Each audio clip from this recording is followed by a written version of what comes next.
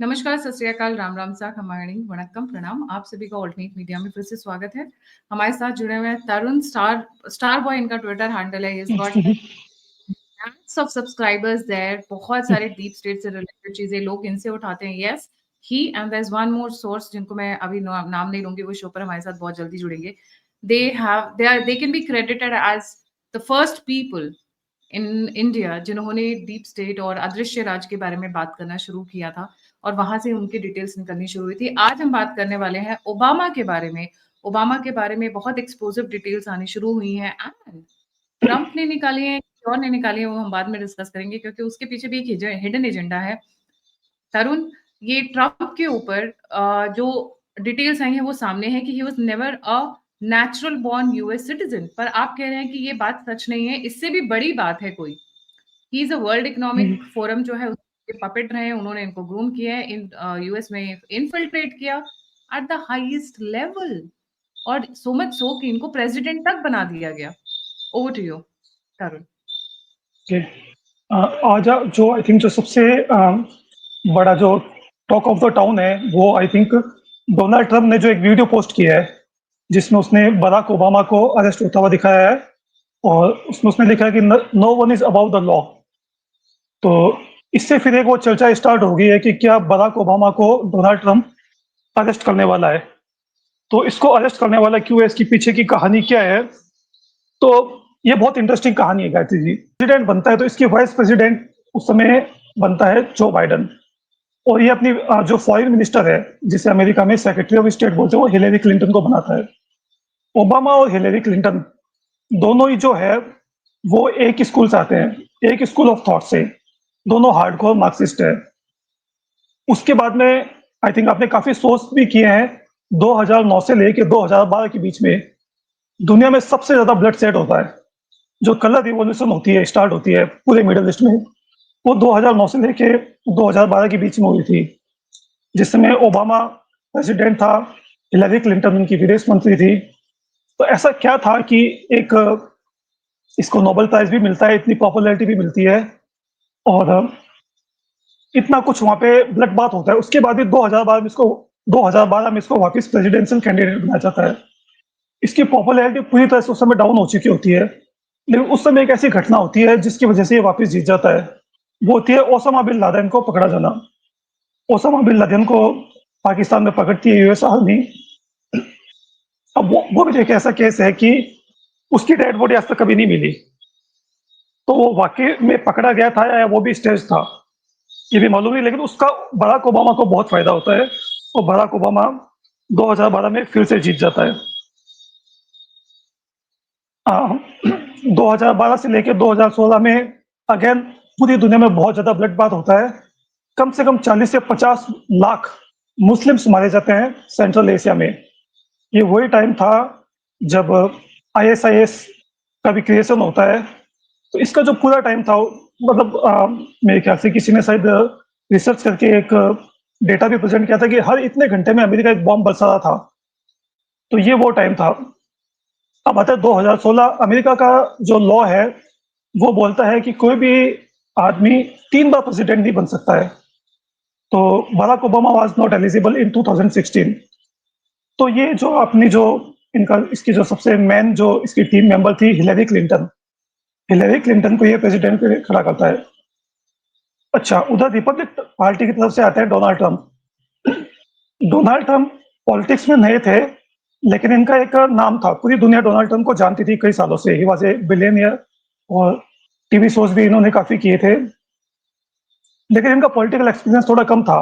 और इनकी जो एक ज्यादा इमेज थी वो थी एक शो मैन की।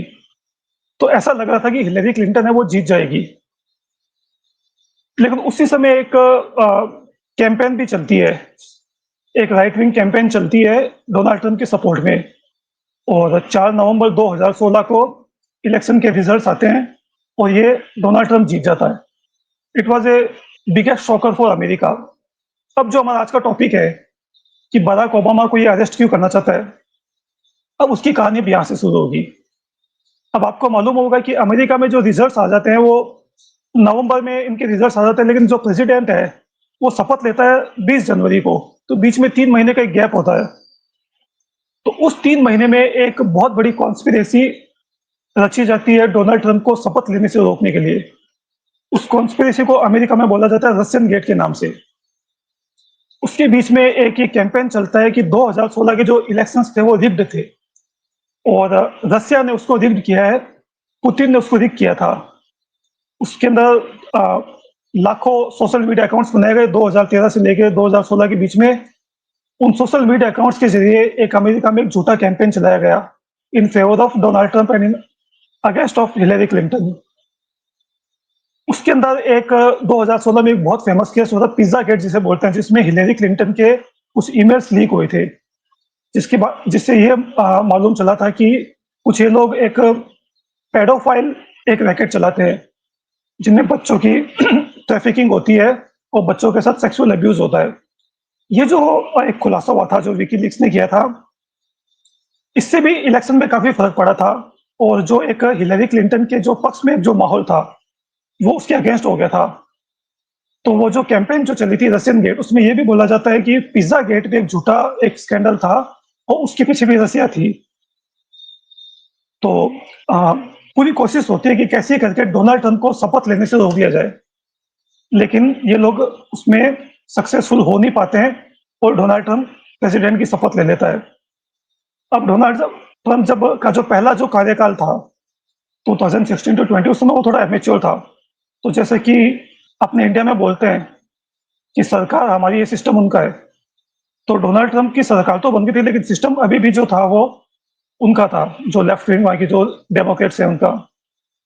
तो डोनाल्ड ट्रंप जैसे प्रेसिडेंट बनता हुआ एक कमेटी बिठाता है, म्यूलर कमेटी उसका नाम था, और वो इन्वेस्टिगेट करने के लिए बोलता है। तो ही वाज नॉट एक्सपीरियंस्ड, उसे मालूम नहीं था कि वहाँ उसके जो सीआईए जो इंटेलिजेंस वो सारे आदमी वो डेमोक्रेट्स के लिए काम कर रहे थे। तो 2019 में वो कमेटी एक रिपोर्ट देती है और वो बोलती है कि हाँ, रसिया इन्वॉल्व था, लेकिन इससे कोई खास फायदा नहीं हुआ।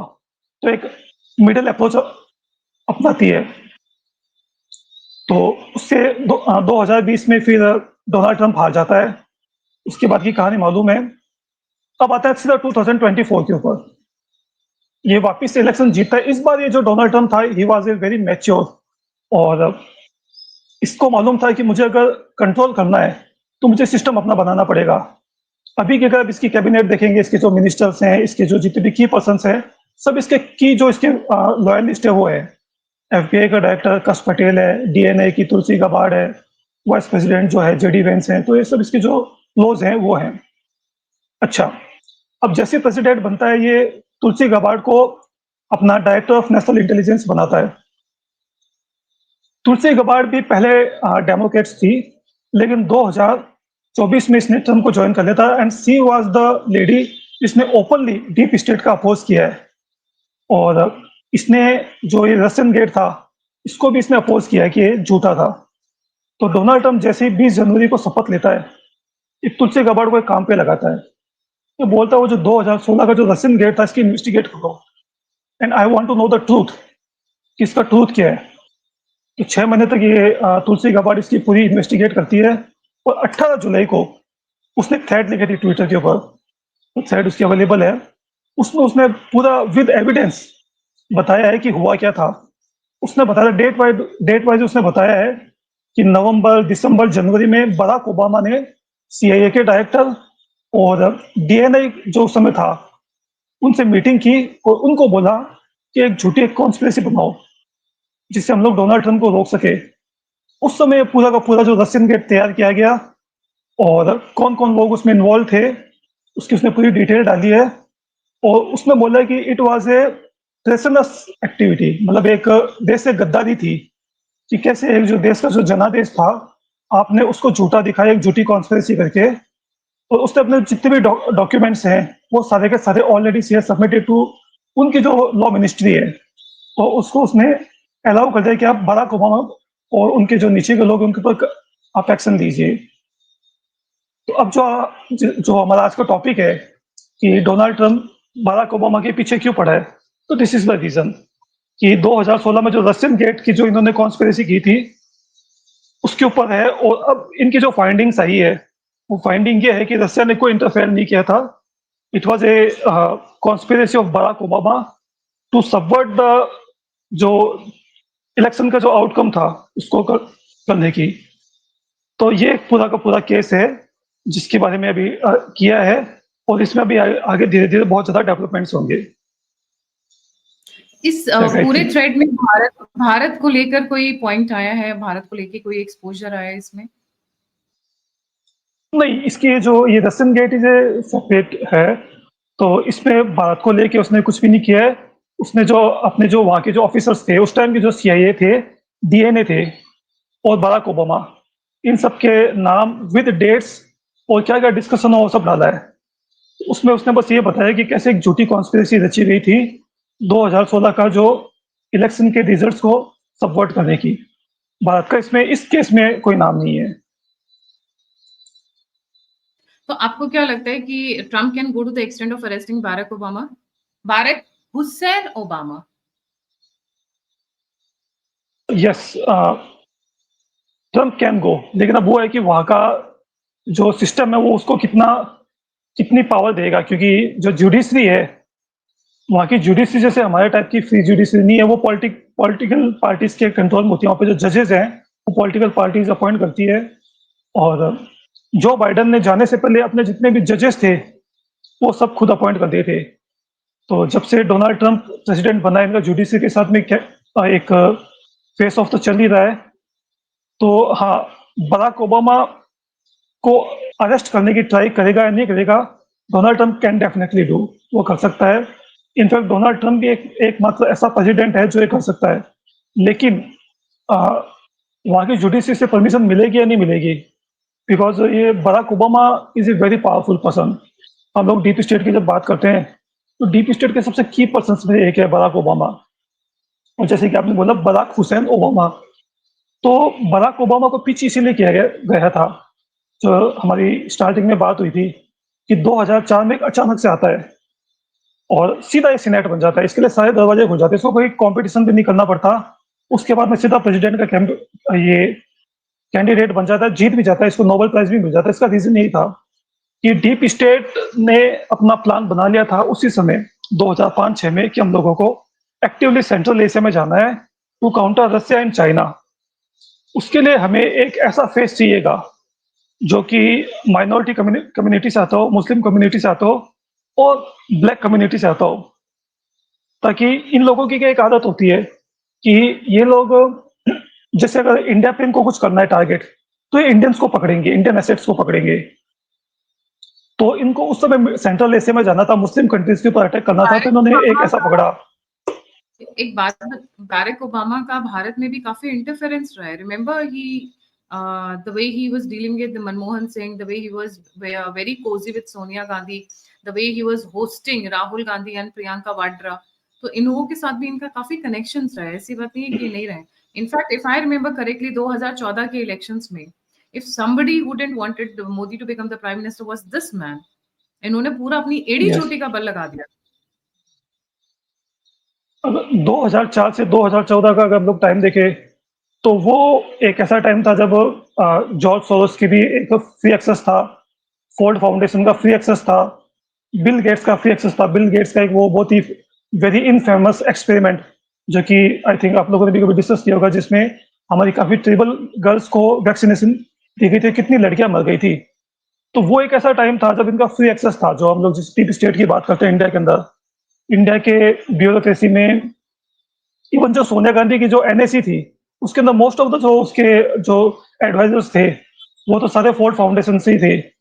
तो बराक ओबामा की जो एक इकोसिस्टम था, उसका फ्री एक्सेस था, तो डेफिनेटली उसने पूरी कोशिश की कि कंटिन्यू हो जाए, लेकिन वो हो नहीं पाया। और 2014 के इलेक्शंस में भी इन्होंने पूरी कोशिश की थी। उसके बाद में इन्होंने अरविंद केजरीवाल को भी ग्रूम किया था, लेकिन वो भी हो नहीं पाया। तो 2014 वाज़ सॉकर फॉर देम। और उसके बाद का अगर हम लोग इवेंट्स देखें, तो हमारी जो थ्योरी है उसको जस्टिफाई करते हैं कि मोदी ने जैसे पीएम प्राइम मिनिस्टर बना, उसने सबसे पहला जो अपना हंटर चलाया था वो एनजीओ के ऊपर चलाया था। उसने एक झटके में सारी एनजीओ को इंडिया में बैन कर दिया था, तो इन सारी एनजीओ को निकाल दिया था। तो ये भी हमारी जो थ्योरी है कि अमेरिकन का जो इन्फ्लुएंस था उससे पहले और 2014 के बाद में कैसे उनके इन्फ्लुएंस के ऊपर अटैक हुआ, उसको ये प्रूव करती है। Yes, you are completely right. तो इनकी अरेस्ट से तो हमें खुश होना चाहिए basically, because he is not a man to be trusted. And इतना ही नहीं था, पाकिस्तान को ग्रूम करना, उनको पैसे देना, उनको उनकी पावर को बढ़ाना, सब ओबामा ने खुल्लम खुल्ला किया। मिडिल ईस्ट में पूरी गंद किसी ने फैलाई है, और पूरा का पूरा यूरोप के दरवाजे मुस्लिम्स के लिए खोल देना अगर कहा जाए, तो वो बैरक ओबामा की तो देन था। आज की डेट में अगर पूरा का पूरा यूरोप जल रहा है, अमेरिका भी जलेगा, थोड़े वक्त की बात है, थोड़ा इंतजार करिए, 1-2 साल की बात है, जो जलेगा उसका पूरा का पूरा क्रेडिट बैरक हुसैन ओबामा को दिया जाता है। पाकिस्तान को मुझे तो नासू बनाने में इन्होंने कोई, जो बोलते हैं इंजेक्शन लगाना, पॉइजनस इंजेक्शन, तो इन्होंने पूरा पूरा इंजेक्शन लगाया जितना ये लगा सकते हैं। एंड पाकिस्तान को उतना एक्सेस था व्हाइट हाउस का जितना भारत को भी नहीं था उस समय में। That was the status. जी। मुझे तो आश्चर्य होता है कि मतलब लोगों की जो आजकल के जो बराक ओबामा के जो फैन्स हैं, इंडिया में भी बहुत फैन्स हैं, मतलब लोगों की क्रिटिकल थिंकिंग ही नहीं है। आप एक टाइम पीरियड निकाल के देखो, आप जो वो बोलता क्या है उसे छोड़ दो, उसकी इंग्लिश बहुत अच्छी है, ही स्पीक्स वेरी इलोक्वेंटली, ये सब छोड़ दो, लेकिन उसने किया क्या था? जो कलर रेवोल्यूशन उसके टाइम में हुई, सबसे ज़्यादा बॉम्बिंग उसके टाइम में हुई, सबसे ज़्यादा जो इमिग्रेंट्स की प्रॉब्लम है उसके टाइम में हुई, पूरा यूरोप इमिग्रेंट से भर गया। जो ये एलजीबीटी की जो प्रोपेगेंडा है, अमेरिका में जो सेम सेक्स मैरिज है उसको लीगलाइज बराक ओबामा ने करवाया। तो पूरा मार्क्सिस्ट प्रोपेगेंडा जो है, वो तो पूरा का पूरा इसके टाइम में हुआ है।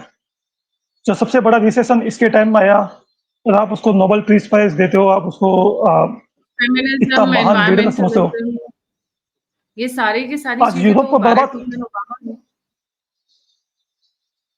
सेंट्रल एशिया में लोग बॉम्बिंग करते थे और वहां से सारे के सारे जो रिफ्यूजीज थे वो अब यूरोप में आए। इन्होंने अपना इन्फ्लुएंस करके यूरोप के गेट्स खुलवा दिए पूरे के पूरे।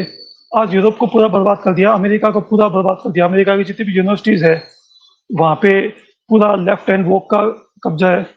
और इसका जो मेंटर था जॉर्ज सोरोस फंडिंग कर रहा है पूरे जो वोकिज्म को, जो रेडिकल इस्लाम को, मुस्लिम ब्रदरहुड की सारी ऑर्गेनाइजेशन को जॉर्ज सोरोस फंडिंग करता है।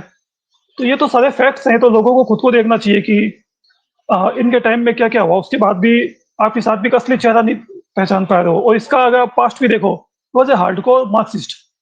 इसका कोई पास्ट है नहीं, डिस्क्लोज पास्ट नहीं है। कहने का मतलब he was a community organiser, इन्हें मार्क्सिस्ट एक ऑर्गेनाइजेशन के अंदर ये था। और इसका जो बिल एयर्स करके इसका जो मेंटोर था, जिससे मिलने भी आया था, इसे हार्डकोर मार्क्सिस्ट। इसका जो पूरा पास्ट है वो डाउटफुल है।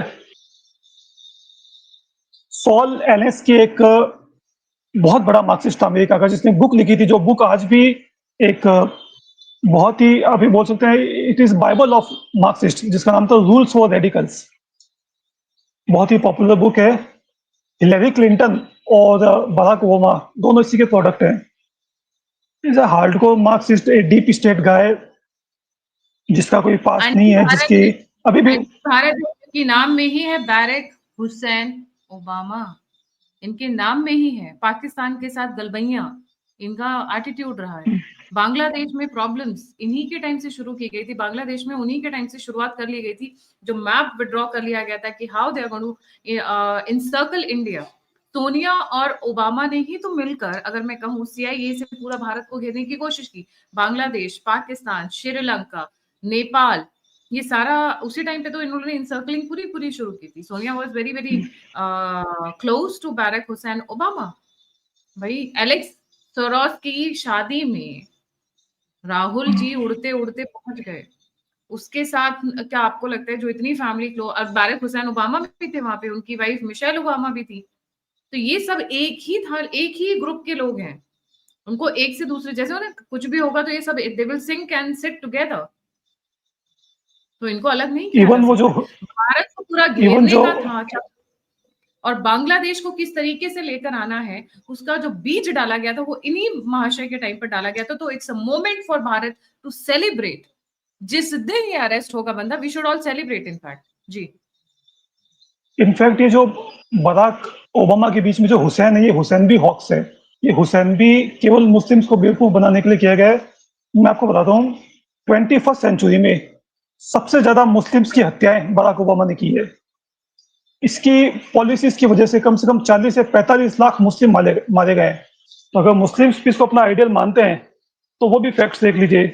सीरिया में बॉम्बिंग किसने की, इराक में बॉम्बिंग किसने की, यमन में बॉम्बिंग किसने की, तो इसने तो मुस्लिम्स को भी बहुत मरवाया है। तो ये जो डीप स्टेट है, डीप स्टेट बेसिकली डेफिनेटली लोग मुस्लिम्स को सपोर्ट करते हैं, लेकिन इनके लिए मुस्लिम्स भी एक हेगेलियन एंटीथेसिस है।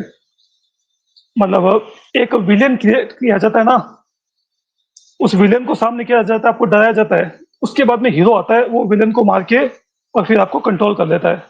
तो इस्लाम भी इसलिए इनको बनाया गया है कि इस्लाम से दुनिया को डराएँगे, फिर उसके बाद में खुद ही ये लोग आते हैं, उनको मारते हैं और फिर बाद में बोलते हैं कि हमको एक्सेप्ट करो एज़ योर लीडर, कि हमने आपको इस्लाम से बचाया। तो ये तो किसी के भी नहीं है। इवन बांग्लादेश का आपने एकदम सही बोला, बांग्लादेश में जो ये मोहम्मद यूनिस है, ये तो बिल क्लिंटन, हिलरी क्लिंटन का ही तो पाला हुआ है। Hillary Clinton, Barack Obama, Bill Clinton, George Soros, ये पूरी एक ही टीम है, दे सेम पीपल। तो बांग्लादेश के पीछे हिलरी इनके क्लिंटन साथ थी। इनके बराक साथ इनके साथ सबसे ज़्यादा क्लोज़ कोई फैमिली है अगर भारत की, तो वो है गांधी फैमिली। इसमें कोई यस, डाउट ही नहीं है।